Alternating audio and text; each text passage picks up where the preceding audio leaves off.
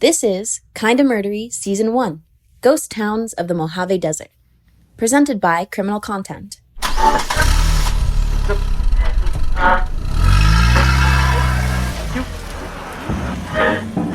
You're rocketing down the 15 freeway between Vegas and LA.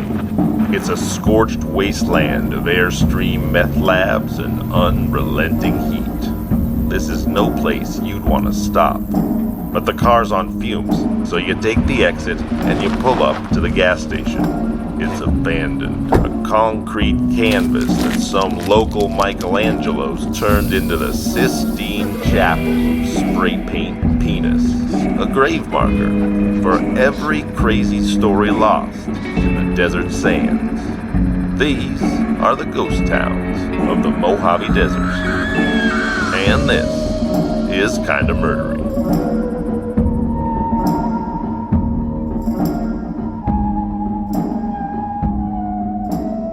Hey everybody, and welcome to Kinda Murdery Season 1, Ghost Towns of the Mojave Desert. I'm your host, Zevon Odelberg. Thanks for deciding to be here. Hey everybody, we're here today with Tess Lynch. Hey Tess, do you have a Kinda Murdery story from your own life you can tell us? We'd love to hear it. Yeah, the one that I can legally share. Just kidding. I didn't kill anybody. Just kidding. I don't know how murdery this is. I'm on the murdery scale. It's more mysterious than it is on its face murdery. But this is kinda murdery, so I think you're okay. That's the thing. I was like, it is kind of murdery.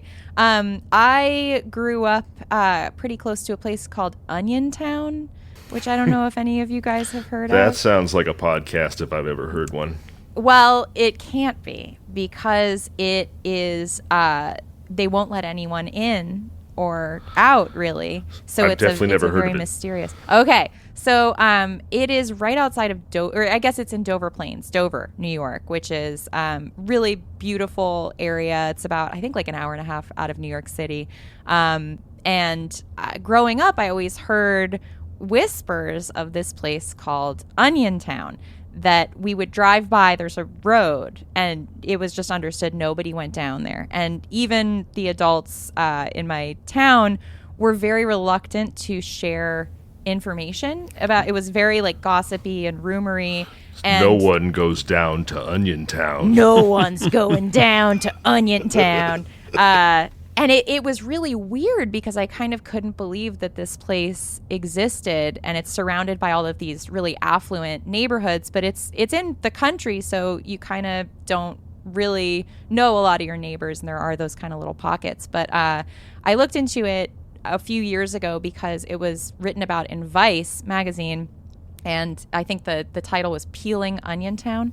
And I guess what happened was in 2008, these kids, like teenagers who lived pretty close to Oniontown, and had heard the rumors, and the rumors involved a lot of inbreeding, a lot of crime, drug rings. They fun. Decided, sounds like the Mojave. Fun. It's the right? New York's Mojave. Well, that's the thing.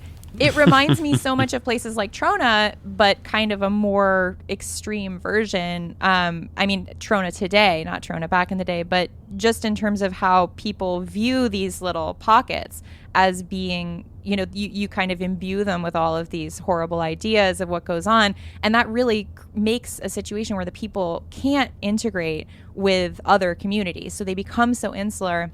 And I think like it kind of perpetuated itself, like that they really are wary of outsiders, and outsiders are very wary of them, but they're curious. So these kids in 2008 went into Oniontown with their phones, and they were recording the residents, and at what, they're being so mean and like judgmental. At one point, one of the kids in this YouTube video is like, "Oh my God, it's a fucking chicken! It's a fucking chicken!" It's like, yeah, you're like in upstate New York. People have chickens in their backyards in Southern California. Yeah. But just this like sensationalized, like, oh my God, these hillbillies. And they went viral. And there were a bunch of videos. And then by that point, the residents knew when a car would come down the road that it was kids taking these YouTube videos. So, they were shooting at the people, at the YouTubers. They were throwing bricks at them. One girl got a brick to her face. And that just made, it made tensions much worse than they'd been. But I was looking back at the history of Oniontown, and it was actually written about in this local paper. I think it was a local paper because I had never heard of it, but then again, it was 1947. So maybe I just missed this was the paper of record at the time. But they wrote a series of articles about the people in Oniontown and how they had no electricity. The post office wouldn't service them. The sanitation wouldn't service them. They had like 15 children per family, and that kind of cemented their reputation way back then, and then it's just persisted since. And they still don't get mail delivery, and they still don't have garbage trucks. Oh my gosh. So yeah, I'm seeing it here, escape from atomic age, real life tobacco road, 100 miles from Broadway. Yep. 1947, Oniontown. Because this is near where I am right now. I'm in Rhinebeck, so it's nearby. I'm kind of... I've been to Dover Plains a few times. Sounds to me like sort of how there's all those versions of CSI New York, CSI Miami. What we have here is Hills Have Eyes New York.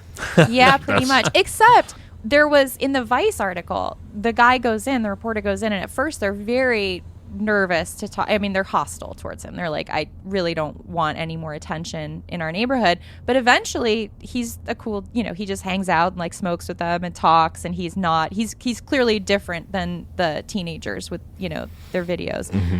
So they start to trust him, and they are just a very normal group of people. And there's a lot of also racism apparently that came into play. I'm not sure at what point between the 40s and now, but there were black people who ended up moving to Oniontown, and the original founding families were there, and people started kind of adding a racist element to their discussions about Oniontown.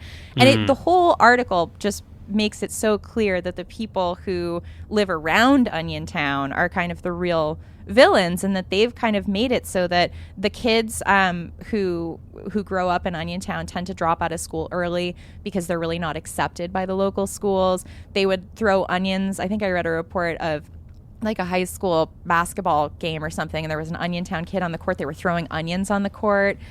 So they just force them to have to stay within their community, and it's very heartbreaking actually. But it is kind of, I feel terrible too, because growing up I totally participated in those rumors of like, oh yeah, Oniontown's like the scariest place in the world. And I felt like such a dick when I read this. You're probably okay, but you never went down and started chucking onions at children. No, so I think you're never okay. thrown an onion at no, only my own children get the onions. So it sounds like just shallots. Yeah. Shallots for the neighbors. Green onions. It sounds like people who were socially shunned or outside of the norm for whatever reason moved to Oniontown, and then it became a self-fulfilling prophecy where it was just a vicious cycle of, there may have been some truth to say some of those inbreeding rumors, but maybe because people had 15 kids and nobody was coming in or leaving, you end up sort of marrying your cousin or something. That's exactly right? It. Yeah. And people leave and then they come back because, unless they can go pretty far from Oniontown, I think you kind of leave Oniontown, and then when people find out where you're from, if they're at all familiar with the area, it's just a very like, and it's actually shocking to me that this kind of stigma still can exist to this degree, where people would just unanimously be like, oh no, they're from Oniontown. But it clearly is still going on today. Wow. Even with more knowledge into how they live their lives, and there are definitely arrests in there. There's a lot of poverty, but it's nothing as scandalous as I was ever led So to believe. do we know why it's called Oniontown, or is it just like they have terrible breath over there, those Oniontowners? Is there a specific reason? There are 3 theories, and the first is that it was surrounded at one point by onion farms. Seems pretty legit. That's plausible. The second is that it's a riff on Youngstown, because when the settlers first moved in, they were having so many children that it was like, oh, if there's a family with a ton of kids, they're Youngstown, they're Oniontown. Need hands to pull the onions. Yeah, exactly. Need more of those baby hands for onion pulling.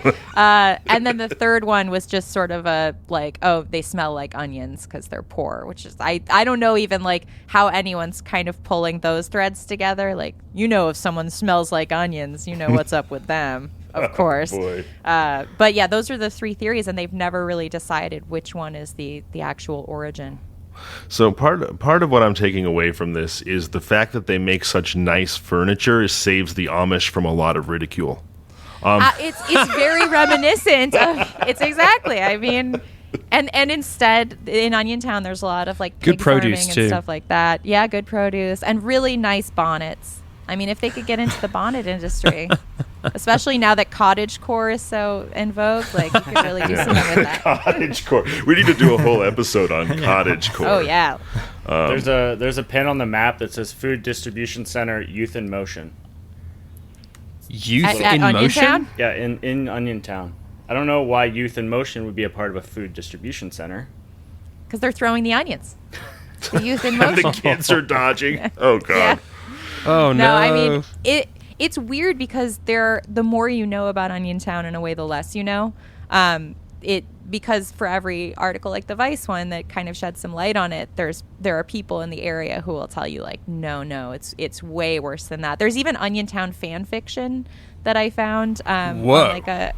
on like a weird blog where it's like, a horror short story about Oniontown, and when you start reading it, you're like 2 paragraphs in thinking, but this is all fact, but it, who knows, it's just myth. Yeah, and they're so hosed too because I just referenced the Amish and this idea that they make wonderful furniture, or Adam said they have great produce, but Oniontown has been branded in such a way that they can't really take up a cottage industry to pull themselves out of this stereotyping, because like, who's going to want a gross Oniontown bonnet? I mean, that's sort of the way that the whole town has been branded. So it really sucks. Those poor Oniontowners. It really sucks. I know, it's really sad.